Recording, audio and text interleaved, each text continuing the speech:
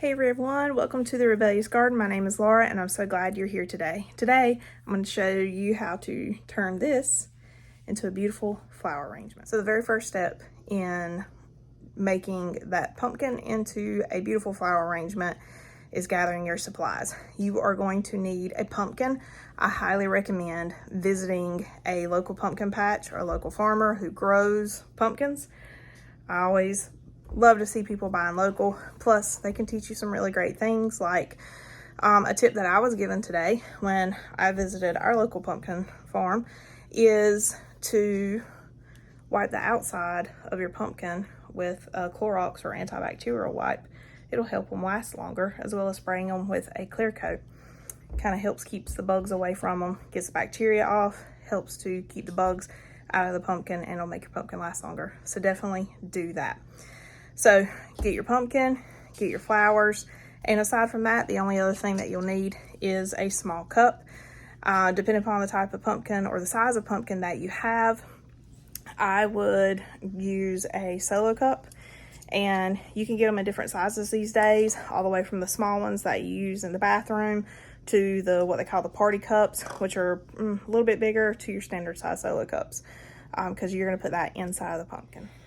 Okay, so we have our pumpkin, and the first thing you want to do is to cut off the top. The best way to do that is to place the top of your cup on it. So I've already cut my cup, so just ignore that. But put your cup upside down and trace a little line around it so you know how big your opening is. And cut the top off and clean out the inside, which I have already done to this pumpkin. This pumpkin has already been wiped and sprayed with a clear coat. It is dry. The guts have been cleaned out of it. Make sure you save the seeds, because you can toast your pumpkin seeds with some garlic salt and some butter, and it tastes absolutely amazing, at least according to my husband and kids. I don't like them. But so you're going to take your insides, the top of your pumpkin, and compost it, save it for other things, and there you have it. The reason you need the cup goes inside the pumpkin. Why? Well, if you fill the inside of the pumpkin with water, it is going to cause the pumpkin to rot faster, and you don't want to do that. You want your pumpkin to last as long as possible. So if you put a cup inside of it, that will act as your vase or your vessel for your water to sit in, as well as help stabilize the stems. So I put my cup in here, and because this is a smaller pumpkin, I just cut the top of the cup off. That way I have a clean rim. And if you have a little bit poking through here and there, it's okay. There's a little bit of red there. It's perfectly fine, because you're going to cover it up. So the next thing you do, you put water in it and you gather your flowers. I was going to pick up my pumpkin and say, now I'm not going to be able to turn it sideways because I have water in it. And the first thing I do is turn it sideways and spill water. But that's okay. All right, so I have some flowers here that are left over from some mason jar arrangements that I did this week. And so I'm going to use these just for demonstration. So not all of them look in tip-top shape, and that is fine, because this is just for me and to show you guys how to do this. I'll try to adjust this a little bit better. Apologize for looking like a bum, but I've been outside working. So if you are using a larger pumpkin, like a taller one, and you're using a full-size solo cup, you may have some trouble with your stems staying upright. They make a thing called a frog that you can put in the bottom to help stabilize your stems, or you can kind of make your own by taking some chicken wire and balling it up, placing it in the bottom, or using floral tape to make a little grid pattern across the top. Then it just helps to keep your stems in place. However, I love just kind of how stems go their own little wild ways. So I'm going to work, plus once again with the small pumpkin, it's not that big of a deal because they don't have much place to go. But I'm just going to work with some of these little shorter stems, and I forgot to grab my snips because I'm going to need to trim them. Give me 1 second and I'll be right back. Got my snips. So I have a few different plants or flowers here that I'm going to work with. I have some cuttings from some of the bushes in front of my house. I love their foliage like that. And what I'm going to do, I'm just going to place them in here and then see which ones I need to trim. Making sure there are no leaves in the water. The leaves sitting in the water will rot and will cause all your other flowers to die a lot faster, so you don't want them sitting in there. So this is just how I make my own little flower arrangements. There's no right or wrong way. You just do what feels right for you. I'm going to pull some more out of this other arrangement.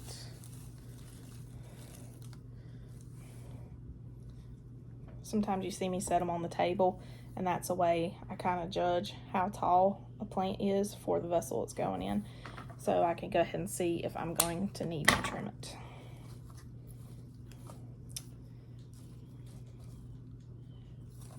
Go a little bit more on that one.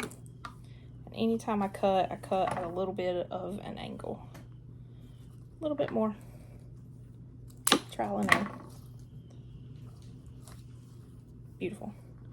So now I have my base for my plants, for my flowers. I actually might add just a little bit more to go into here. Let's see. I think I'll use this one. And this one has a flower on it, so that'll work out beautifully. I'm going to strip these leaves off of it and cut the stem pretty deep. I think I'm going to put it right here because I want to have greenery going all the way around the edge. There we go. Cool. How about that? Alright, I'm going to save this one for a little bit later.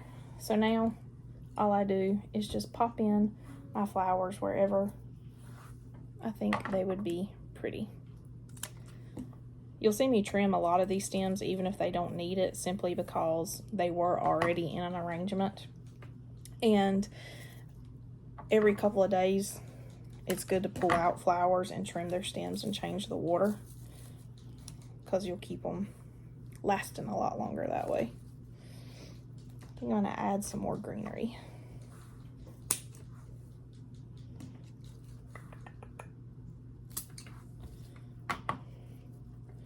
And really there's no right or wrong way to do this. Like I said, you can just kind of plug and play. And if you like it to begin with and then you don't like it, you can always take it out and start again. That's what's great about it. It's not permanent. Pop this in right here to help cover up some of that cup. There we go. Oh, I am loving this. Let's see. Definitely need to put some Rudbeckia in it because it is a fall arrangement. Look at that. I have some flowers in here that are not in the best shape, so I will not be adding them in here, and I need to sharpen my shears. Alright, I'm going to pop this marigold in here.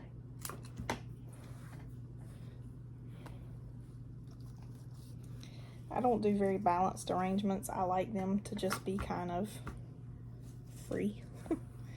I love just the wild feel of it, the non-manicured look. A little pop of white.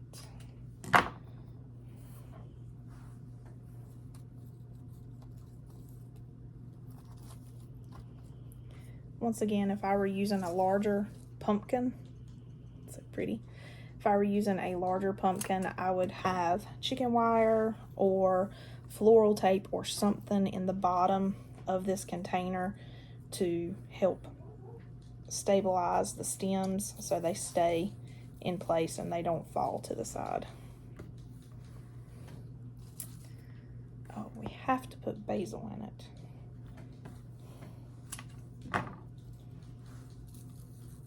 I absolutely love using basil in my flower arrangements. Pop off that leaf. Would love to use my dahlia, but it is on the way out the door. Pop some more greenery in here.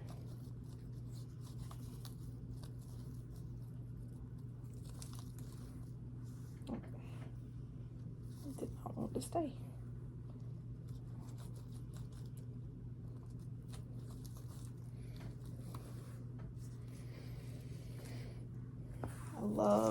I can't remember this little purple flower. I bought it at a greenhouse about an hour from here, and I thought it was so pretty. And it grows prolifically. I'm gonna have to go look at my labels. I always save my labels because I can never remember what I grow. That sounded bad. I can't remember the name of some of the things that I buy like that I grow. Add a touch of Sweet William. Right here. Trim it just a little bit more.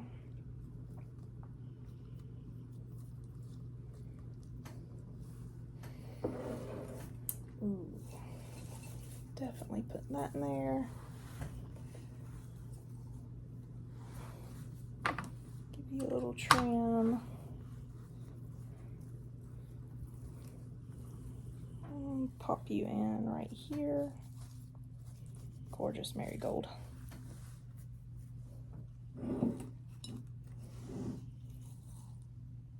Smaller little stem of Rudbeckia.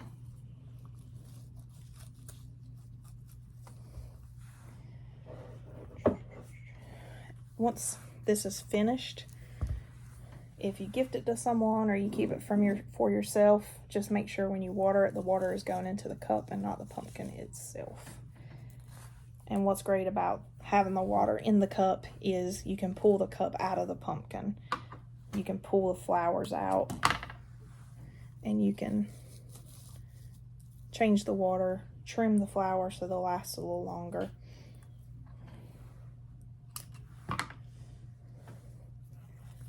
And pop it back in, and it won't make a mess. Popping goldenrod in here. I love goldenrod. It's really coming into its prime this time of year here in eastern North Carolina, which it is Labor Day currently. Today's Labor Day.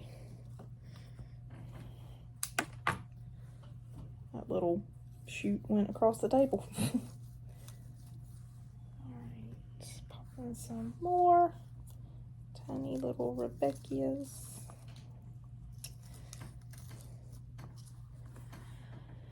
Have some Frosted Explosion I want to use in here as well. I'm kind of looking through. Here's some more of that purple.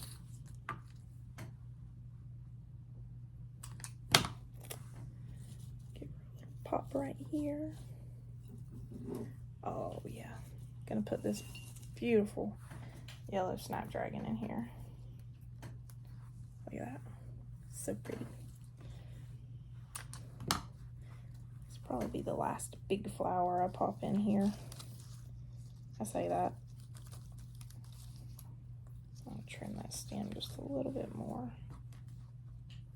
And yes, when I'm making flower arrangements, I talk to myself the whole time. A little bit more goldenrod. These leaves, pop it in here at the bottom. Oh, I love how it turned out. And pop in this grass. I love Frosted Explosion. My customers love the Frosted Explosion grass too. Where do I want to put it? I'm going to put some right here. I love it. Trim the stem just a little bit more. Pop in some right here. Do I want to put anything else? Yes, I'm going to use you. A little pop of white over here.